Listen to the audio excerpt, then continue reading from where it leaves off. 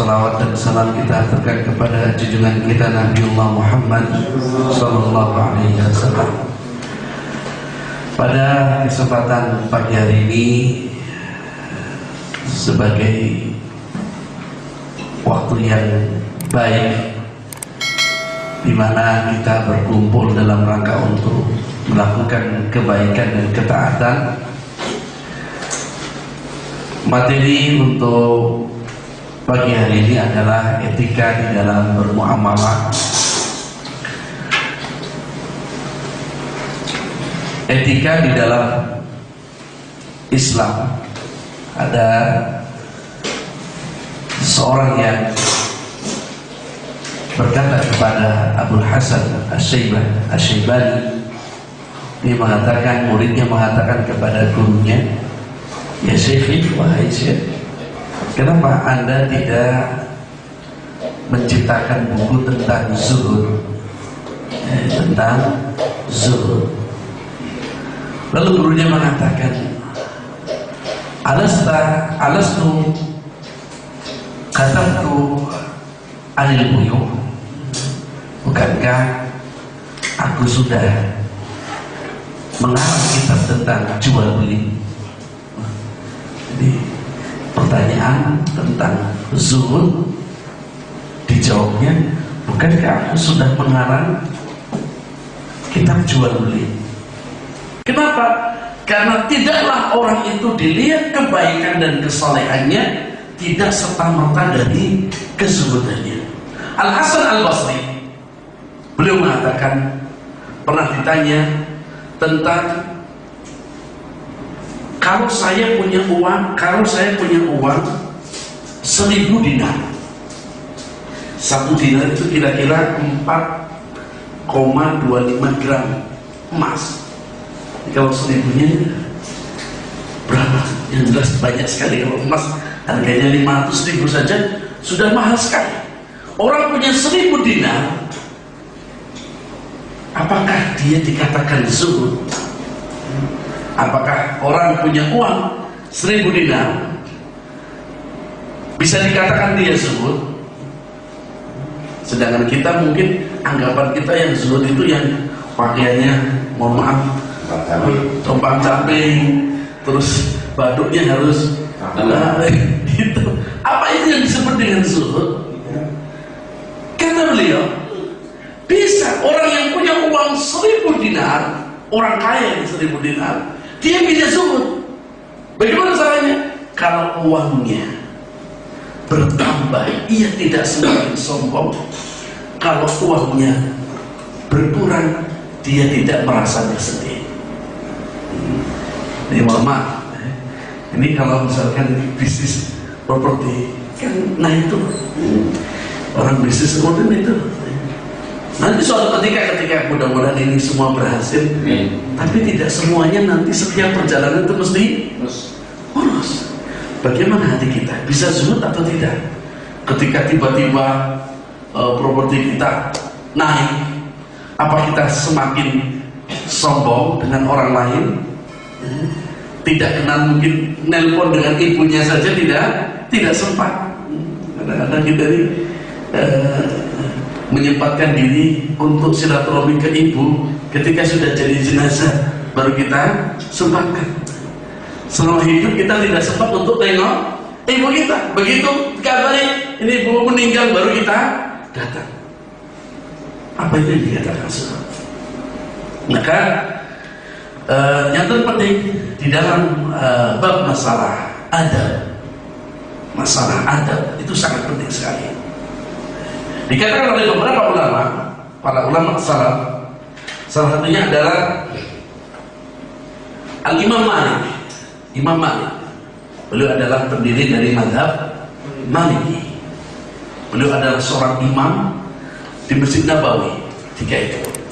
Imam Malik bin Anas rahimahullah, beliau mengatakan, ta'allamal adab qabla an tata'allamal ilm. Belajarlah adab dulu sebelum kau belajar ilmu. Belajar adab dulu. Bagaimana guru mengajar bagaimana cara duduk yang baik, bagaimana belajarlah adab, baru kau belajar ilmu. Kenapa? Karena ilmu tanpa adab tidak akan membekas sedikit pun. Kenapa? Karena banyaknya ilmu tidak akan mempengaruhi banyaknya amal jika tidak memiliki adab dan etika. Mohon maaf, kira-kira yang korupsi itu orang punya ilmu atau orang bodoh? Orang pintar.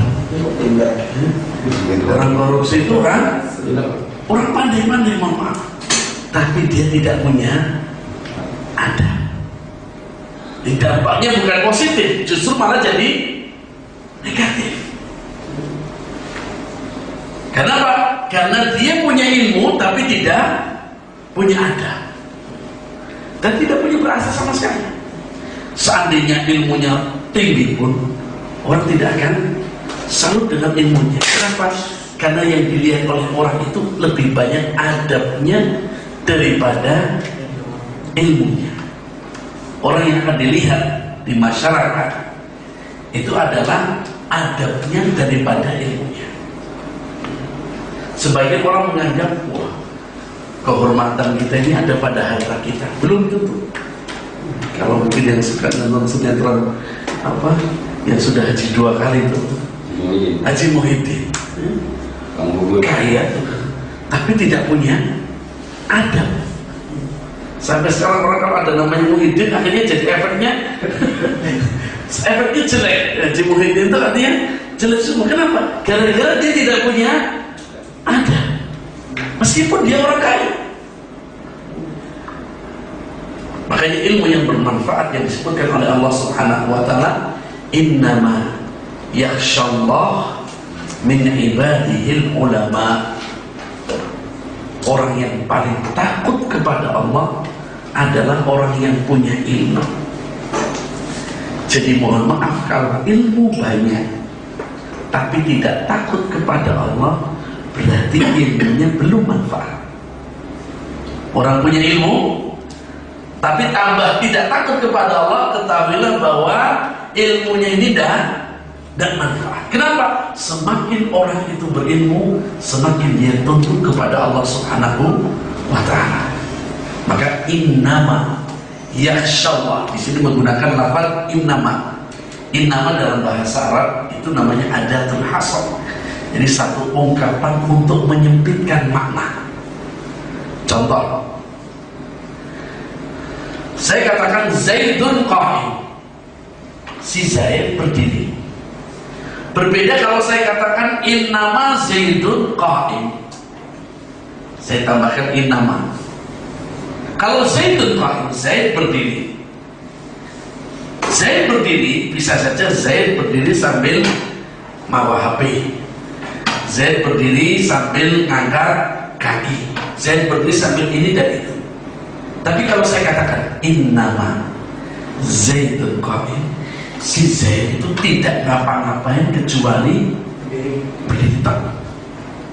Jadi ini fungsinya innama. Dalam bahasa Arab fungsinya innama itu membuat kalimat itu disempitkan maknanya sehingga muncullah kata-kata terjemahan hanyalah. Sehingga kita memaknai innama yakhshallah, sesungguhnya orang yang takut kepada Allah hanyalah yang punya ilmu. Yang tidak punya ilmu mustahil bisa takut kepada Allah. Orang gak punya ilmu itu main sapaan saja, ya riba, ya sikat, ini haramnya masa bodoh, ini ada unsur gharar dalam jual beli atau tidak mau tahu. Kenapa? Tidak punya ilmu. Tapi kalau orang yang punya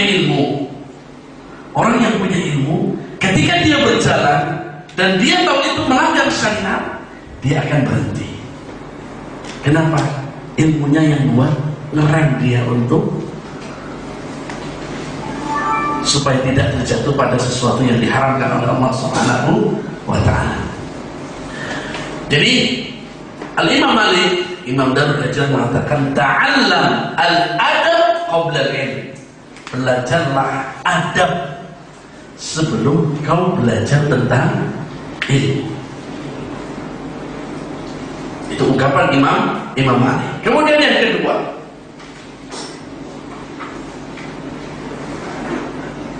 Fadilatul Syekh Al-Allamah Yusuf bin Husain, beliau mengatakan, bil adab tafhamul ilm.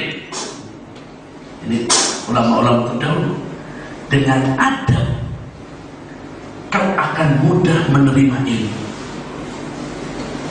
Dengan adab engkau akan mudah menerima ilmu.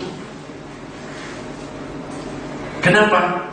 Karena adab itu jalan untuk masuknya ilmu. Makanya kenapa orang misalkan susah belajar matematika, dia sudah adab dengan gurunya sudah nggak benar. Kenapa? Biasanya dengan guru matematika mesti benci semua. Orang kalau belum masuk apa-apa sudah benci pada gurunya, pasti ilmunya nggak pegang.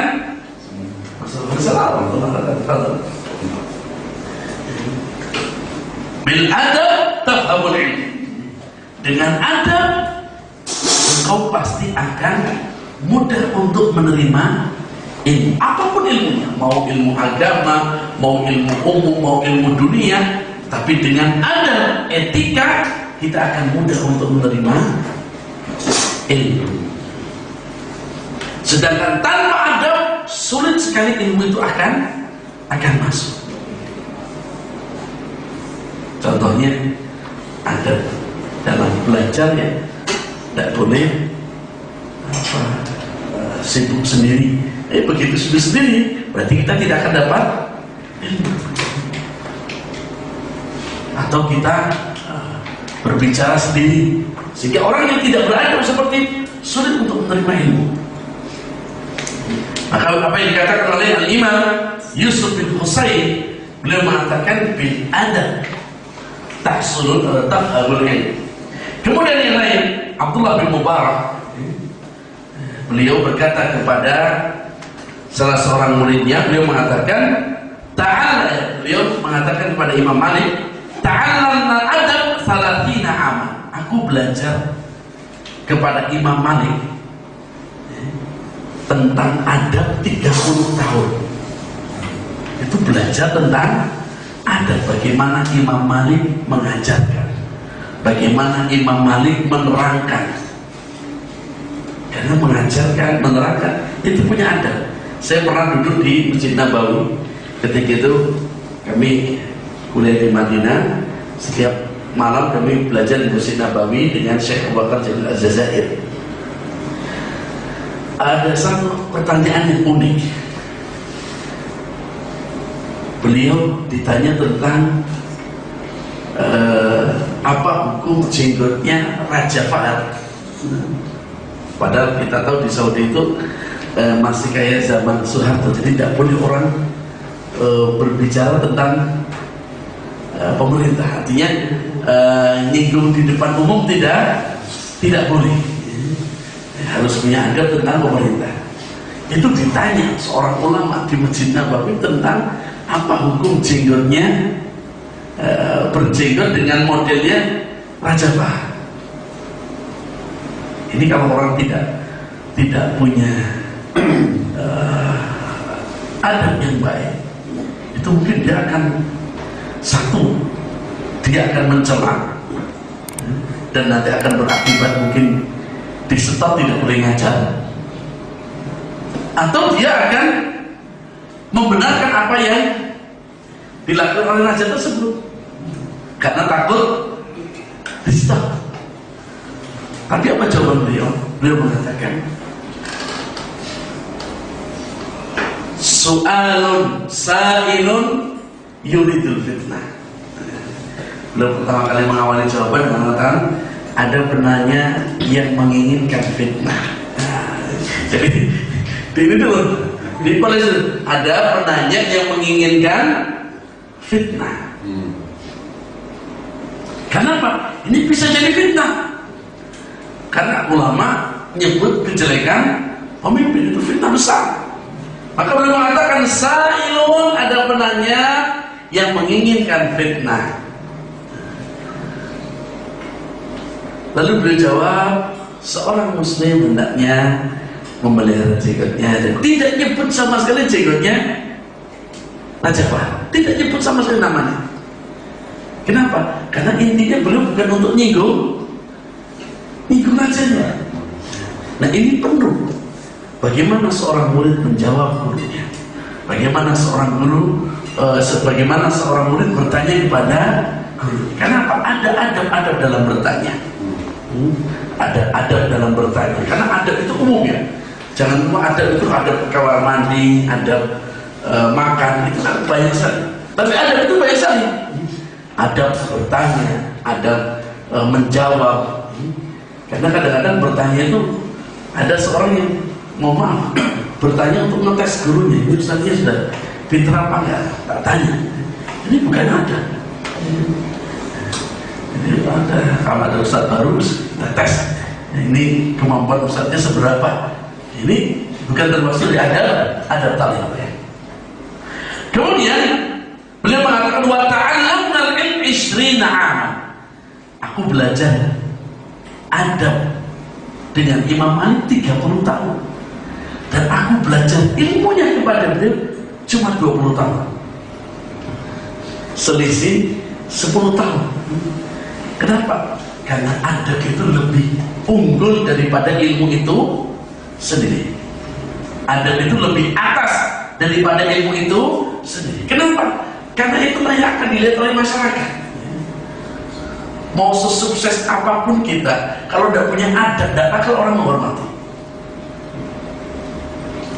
Makanya harus tahu bagaimana adab-adab kita di dalam berbisnis, adab kita di dalam bermuamalah. Ini harus tahu.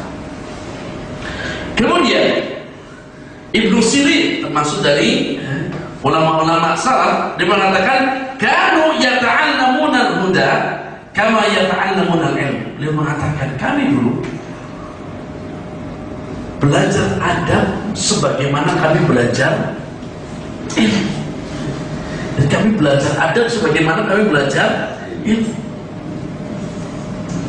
Sampai Imam Bukhari melihat ada gurunya ngasih makan kudanya dengan suara, pada seolah-olah di tangannya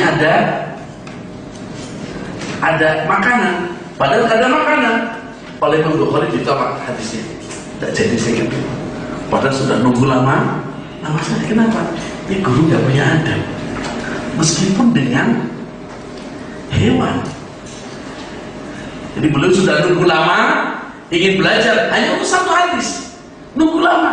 Begitu gurunya keluar, beliau belajar, selesai belajar, tiba-tiba gurunya manggil hewannya, seolah-olah di tangannya ada sesuatu.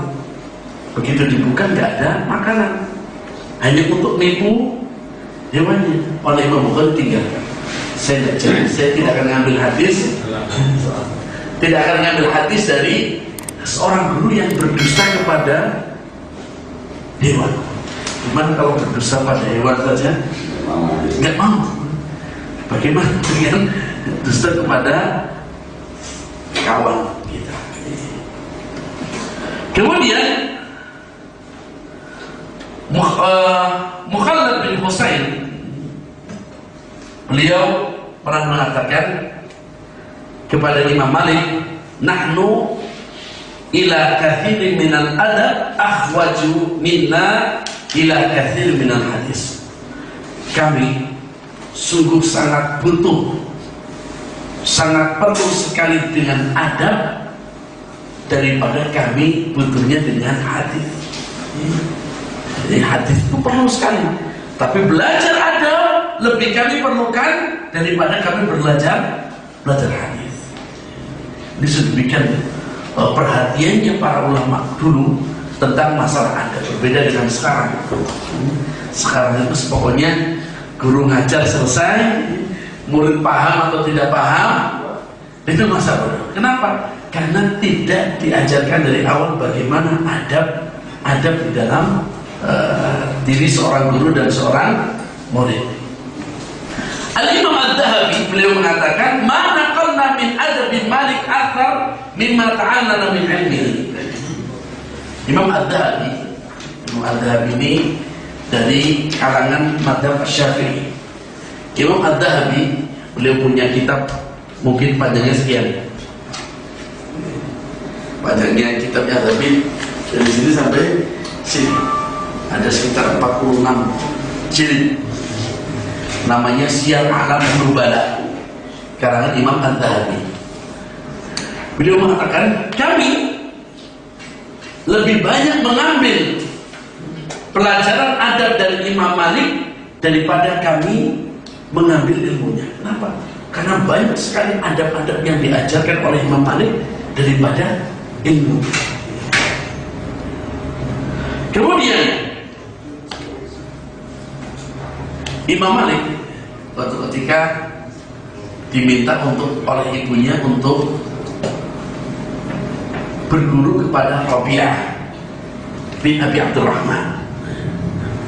Apa kata ibunya sebelum melepaskan Imam Malik belajar pada ibunya? Ibunya mengatakan, ta'allam min adabihi qabla ilmihi. Kamu belajar dulu dari adab beliau sebelum kau belajar dari ilmunya. Jadi silakan. Diberkati betapa pentingnya para ulama, sangat ihtimam, sangat perhatian sekali dengan yang namanya adab. Makanya Rasulullah SAW, sebagaimana diriwayatkan oleh Imam Muslim dari sahabat Ali bin Abi Thalib radhiyallahu anhu, beliau pernah berdoa, Allahumma hdini li ahsanil akhlaq. Ya Allah, berikan kami petunjuk untuk mendapatkan akhlak yang paling baik, adab yang paling baik. La yahdi li ahsaniha illa ant. Tidak ada yang bisa memberikan akhlak yang baik kecuali Engkau. Wasrif anni min sayyi'iha, dan jauhi kami dari akhlak yang buruk. La yasrifu anha illa ant. Dan tidak ada yang bisa menjauhkan orang dari akhlak yang buruk kecuali Engkau. Nah, ini mukadimah tentang bagaimana para ulama sangat perhatian khusus dengan yang namanya adab dan akhlak, etika. Dan itu harusnya dilakukan oleh seseorang sebelum belajar apapun. Sebelum belajar apapun. Kenapa? Karena kalau orang punya akhlak, punya adab, namanya adab murid, itu tidak akan lupa dengan gurunya, tidak akan lupa dengan gurunya. Bagaimana murid bisa menjalankan apa yang disebutkan oleh gurunya sampai dalam penukilan. Kalau kita lihat buku-buku di Indonesia itu banyak sekali. Tapi orang sampai bingung, sering jadi, saya mau cari buku yang baik, bagaimana? Di sini kita bisa lihat bagaimana kualitas buku yang beradab dengan kualitas buku yang tidak beradab. Bagaimana? Dengan yang namanya amanatul ilmiyah, amanah di dalam keilmuan. Orang yang amanah dalam keilmuan, ketika dia mengutipkan hadis, ketika dia mengutipkan perkataan seorang, disebutkan siapa yang mengatakan, disebutkan siapa yang mengatakan. Tidak seperti seolah-olah ini adalah perkataan dia. Maka kalau orang nge-share di ini, ya, harusnya dia ini saya ambil dari supaya apa? Supaya orang terima kasih sudah nge-share, padahal dia tidak nulis. Itu tidak amanah, tidak ada amanah ilmiah. Orang kalau misalkan saya mau mengutip perkataan Pak Bambang, saya harus katakan sebagaimana dikatakan Pak Bambang, ini dan ini. Tidak boleh perkataan ini kita cuplik seolah-olah itu adalah ide dari saya, padahal itu adalah dari orang lain. Nah, bagaimana untuk mengetahui buku yang baik atau tidak? Maka lihat dia amanah tidak dalam ilmunya. Maka biasanya buku-buku yang baik pasti di bawahnya dalam kaki. Ada catatan kaki. Ada catatan kaki. Maka lihat buku-buku yang dulu cerita banyak, tapi gak ada referensi sama sekali. Misalkan Nabi pernah mengatakan melakukan ini. Sampai kemarin kami baru pulang dari umroh, ada orang jualan kayu, jualan tasbih. Itu dia bilang ini tasbih kayu kaukah. Kaukah itu pohon. Dia bilang ini kayu kaukah. Dan kayu kaukah ini kayu yang dipakai oleh Nabi Musa untuk tongkatnya. Tahu dari mana? Saya tanya, Bapak tahu dari mana? Enggak, ini seperti ini. Ceritanya seperti ini. Iya. Jarak kita dengan Nabi Musa, jangankan Nabi Musa, dengan Nabi Muhammad sudah 14 abad. Bagaimana dengan Nabi Musa? Bagaimana kita tahu menyimpulkan tongkat Nabi Musa dari kayu jati atau kayu apa, sedangkan kita nggak tahu, nggak pernah ketemu dengan Nabi Musa? Otomatis harus ada namanya amanah ilmiah. Dari mana saya mengambilnya? Oh, sanadnya dari ini, mengatakan dari kayu. Terus saya tanya, seandainya memang betul kayu kaukah, terus apa ya terus kaya tongkatnya Nabi Musa? Tasbihnya dilempar ke Sungai Progo ini, terbelah, pasir, langsung pasirnya bisa sendiri. Bahkan Nabi Musa sendiri, Nabi Musa sendiri ketika diperintahkan oleh Allah, alqi asak fa idza huwa thu'banun mubin. Jadi ketika Nabi Musa oleh Allah mau dipertemukan kepada Fir'aun, oleh Allah dites dulu supaya tidak grogi. Nabi Musa dites dulu. Hai Musa, lemparkan tongkatmu. Ketika diletakkan tongkatnya, fa idza huwa thu'banun mubin, tiba-tiba jadi ular. Nabi Musa lari. Kenapa? Beliau tidak tahu tongkatnya bisa jadi ular. Kata Allah, ya Musa jangan lari, ambil lagi ular itu, angkat lagi, dan ternyata jadi tongkat lagi.